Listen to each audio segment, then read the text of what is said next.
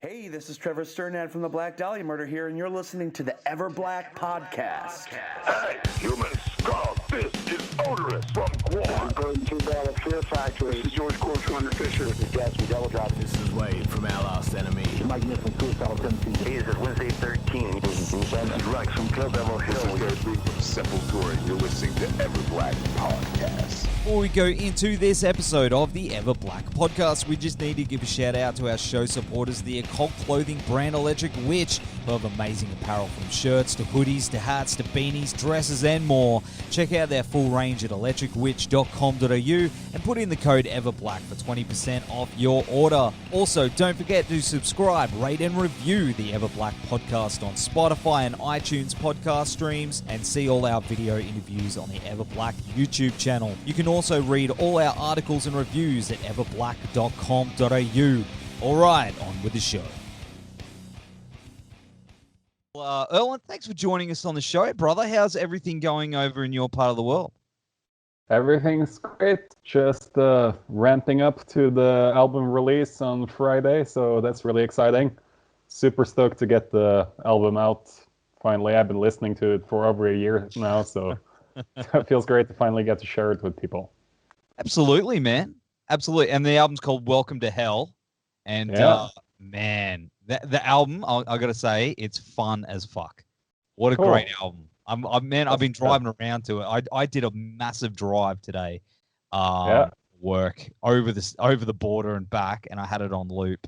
And, man, it's a winner. Congrats. Yeah, I'm glad you like it. Thanks. Feels good. I'm glad that you think it's fun. I think it's just, I had a lot of fun making it, so it probably comes through in the music, I would think, or the performance. So, absolutely. And to my understanding, you fell in love with metal again after a little while, after partying with Kvelertak. Is that right? Is that what sort of led you down this path? You sort of rediscovered true love of metal? Sounds a little bit tabloid and oversimplified, that story. Metal never went away from me, but I guess there was a period of time where I was kind of burnt out on touring and stuff, and didn't have quite the same enthusiasm when it came to discovering new bands and things like that. So not listening to as much music as I used to. So it just kind of helped to get some time off when I left my old band and just get my feet back on the ground and decompress. And then I did things like work on the house, where I would paint the house and change the floors, and listening to lots of great albums while doing this type of work. So just slowly and surely I just started getting inspired again, and just got inspired to write my own music finally. So awesome. Was there a moment though? Was there just one certain song that you were listening to and you're like, man, I've got to write something like this? No, I can't think of one song, but I can definitely, maybe like listening to Merciful Fate, Melissa, or Blood, Fire, Death by Bathory. Like listening to albums like that is probably what made me want to make something on my own. So, awesome. It's a totally different beast as well, from what you've done before. I like that it's raw and it's an honest metal record. It feels very tongue-in-cheek also in some parts too. It's got all the combined elements of metal, the darker stuff, and it's, it doesn't take itself too seriously. Was that the plan?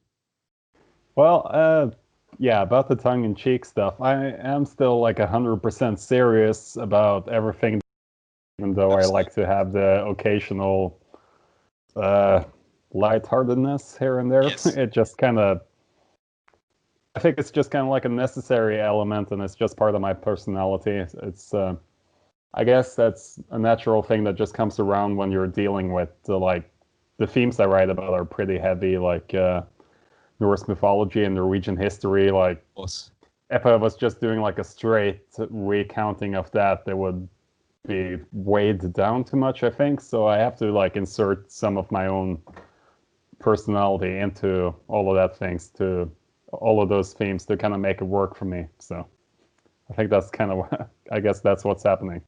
No, it's awesome, man. I love that. And, you know, have you had much reaction from Kvelertak fans? Yeah, I feel like there's lots of people reaching out and saying they're really happy to have me back. So that's a great thing to hear. And that they missed me since I left my old band. So yeah, I'm super stoked about that. And it's great that they're on board with the new music as well. So that's a good feeling. Absolutely. And I've got to say, the cape, dig the cape. Mm-hmm. I feel like metal dudes don't embrace capes enough. And torches. You know what I mean? Yeah, I know. For me, that's one of the things that annoys me is, or it doesn't really annoy me, but like personally, I think it would be weird if I'm making this kind of music and singing about the things that I do, and I would just be wearing like a Hawaiian shirt or something. Like that doesn't make sense to me. It's just another like avenue to express yourself and get the message across in. And I think how the band looks should match everything else, and the package, so to speak. I think like a band like Ghost is a great example of a new band that does it really well, and you know, like embracing everything, like when it comes from merch to cover art to how they look on stage and the music, like everything goes hand in hand. So I think it's cool when bands do that. And yeah, I think there was a lot more of it in the 80s too, like a lot more, you know, focus on the aesthetic of the band members themselves. So that's something I wanted to kind of, a tradition I wanted to keep, bring back, or whatever you want to call it. There seems to be, with those bands from that time, iconic looks in a way, you know what I mean? Yeah. For instance, here's one. I don't know if you're an action figure type of dude, but a lot of the yeah. Do you know what? Okay. Do you know the reaction action figures? They're kind of like the old. Yeah, I've seen them. They're cool. Yeah, man. But a lot of the music ones, apart from Ghost and stuff like that, they're all like the classic metal dudes. Mm-hmm. Yeah. I think you need one. Yeah, I'd love to have one of myself. That'd be fun someday. So let's just put that as like a bucket list type of thing. Absolutely. We'll see how it goes. I'll do my best to be worthy of one. I think you are, brother. Oh, thanks, man. Yeah, I want one right next to my Lemmy. Yeah. That's something I was gonna say too. It's like my whole appearance now. Like it's not like a big leap from the things I've been doing before. I used to have a taxidermy owl on my head. Yeah, of course. My head's up. That's I used to wear corpse paint in the black metal band I played in. So for me, it's just like a natural step forward. Man, that's awesome. And of course, you've got Matt Pike on here as well. That's awesome. How that was great. Yeah, I knew him from before because I've been on tour with High on Fire with Ex-Kvelertak back in the day. And once I knew we were going to record in Portland, I just reached out to him because I know he lives there. And just asked if he wanted to drop by the studio one day to sing on a song, because I had the perfect song for him, which was Glory of Hel. So he just came by the studio and he just improvised a guitar solo on the spot. It was amazing to watch. He did like 15 takes and they all sounded really good and different. I'm not able to improvise like that myself. I have to like sit alone and work on it before showing it to people. So it's just really cool to watch him just do his thing and just make an awesome solo on the spot. And the vocals sound great too that he did. And I really think it just gave the track what it needed and took it to the next level. So I'm super happy about it. And the video for it too. I love the animated video. Yeah. It was a perfect fit. It's I like animated video myself, and especially the ones that are kind of like classic looking like that. And once it's made by Adam Avila, who's American, and once I saw his music videos online on YouTube, I knew he was the right guy for the job to bring the lyrics to life. And yeah, he just knocked it out of the park, I think. Yeah. Where is it? Would you expand on that? You know, maybe an animated series or something like. If you were given the chance to expand into that, would you do that? Yeah, of course, but the problem with animation is that it's expensive and time-consuming, so it's kind of difficult. But yeah, no, I'd love to have more animated videos in the future for sure. So you're telling me you didn't sit there with a pen and paper and draw it yourself and flip it yourself? No? No, I have to learn how to do that. I don't think it's going to look as good as the work Adam did for Glory of Hel. No, it's unreal. It's unreal. I can't draw either. I can do like some paint animation stuff. Microsoft Paint. Oh man, I'm still in stick figure form. But hey. Yeah. So you've got another guest on the album as well in Necromancer. Yeah. Yeah. Mike Skoltzy. He's from a band called Slowfeg, which is a big inspiration for me as well. And the album was recorded by Justin Phelps, who used to be the bass player in that band. So that was his idea to get in touch with Mike and ask if he wanted to be part of it. And I had the perfect song for him to be part of, Necromance, which is, I would say, the most over-the-top song on the album. It has like the Iron Maiden stuff going on, and it's like a little theatrical. So Mike's vocals were just perfect for that song, and yeah, it's just what the track needed, and it was a lot of fun to have him come into the studio and work on the song with him, and he did a great job on the vocals, and also the guitar solos he did were amazing, and he did this cool thing where he layers lots of guitar melodies on top of each other, so it just ends up sounding pretty crazy in the end. So yeah, really grandiose solos, and it was just a perfect like last song for the album. I knew it was going to be the last song once we were working on it with him. So, and it loops back around really cool too. Like I just, you know what I mean? Like I literally probably listened to this thing like 20 times today on loop. Yeah, just left, I drove like 2 hours and there and back, and I don't know, man, it was just awesome. I've really tried to absorb it, and I think you guys have just done such a fantastic job. And the fact that your band members are all over the world as well. Is that right? Yeah, that's true.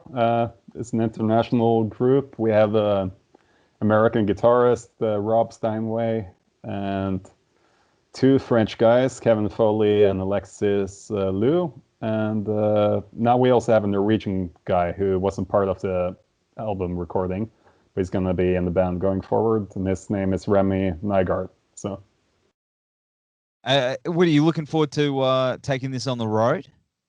Yeah, definitely.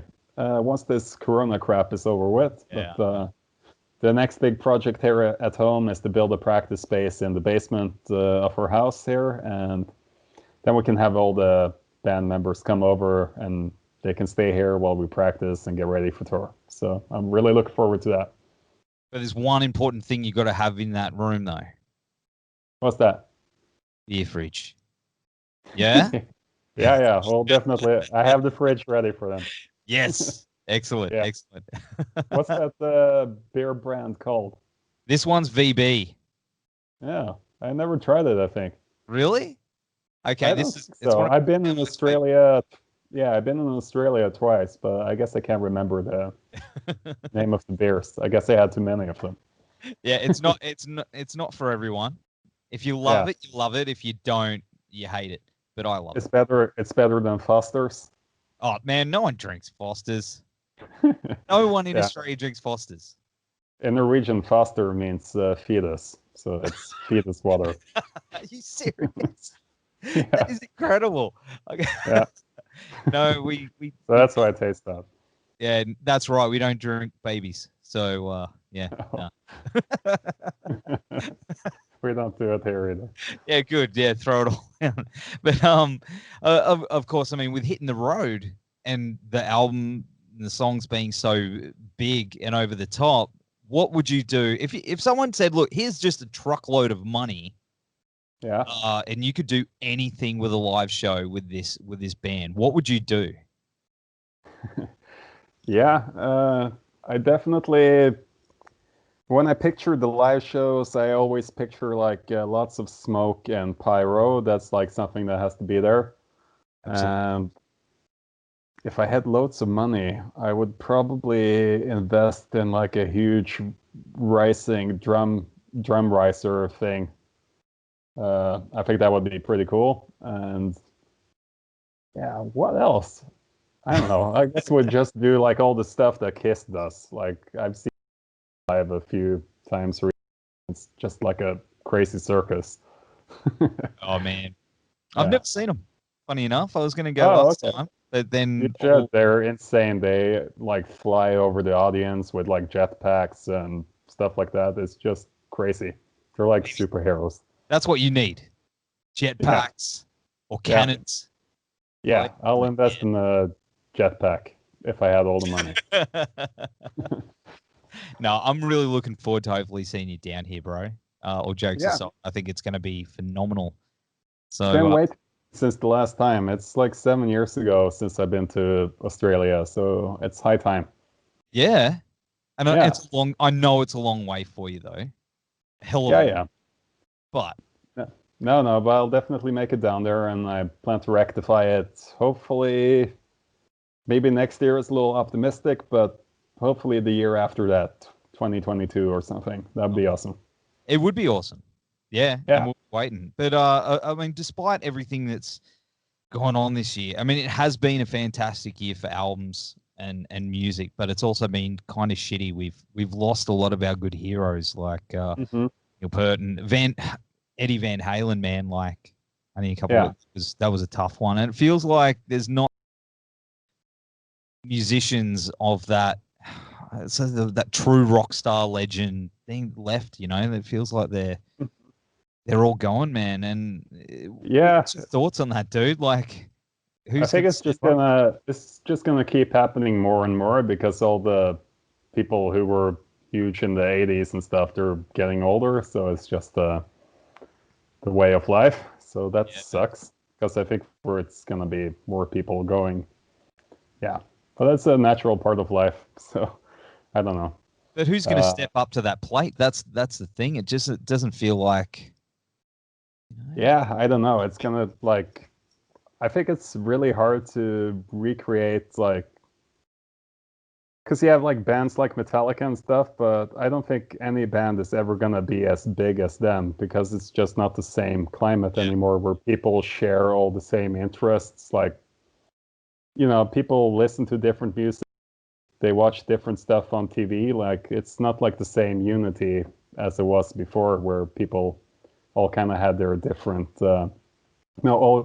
Everyone all had the same kind of channels, so to speak. So I don't know. It's just like a lot more diversified, which I don't think is a bad thing necessarily. But no. Yeah. No. Yeah.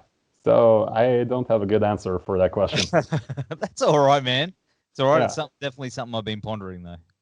Yeah. Yeah. Yeah, I thought about that too. So I don't know. I guess See, Ghost is probably a good candidate. I guess they're the biggest young band I can think of. So yeah, that's true. Yeah. That is true. We'll see. It's going to be interesting times ahead. So once we get over all this stuff. So, man, I really appreciate you hanging out on the show as a fan of yours and a fan of this album. I can't Thanks, wait. I want it on vinyl. I've got to get it on.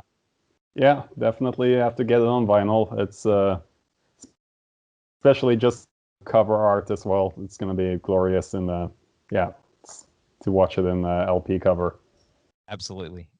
Well, of course, that album, it's a Welcome to Hell. Sorry, it's late. I haven't even started this bit, so bear with me. Yeah, enjoy your beer, and I hope to make it down to Australia soon, and we can share some fetus water. Yeah, no. All right, brother. You have a good night, man, or day, You too. and we'll see you Thanks soon. for having me. Yeah, Thanks, take man. care. All right, Okay, bye-bye.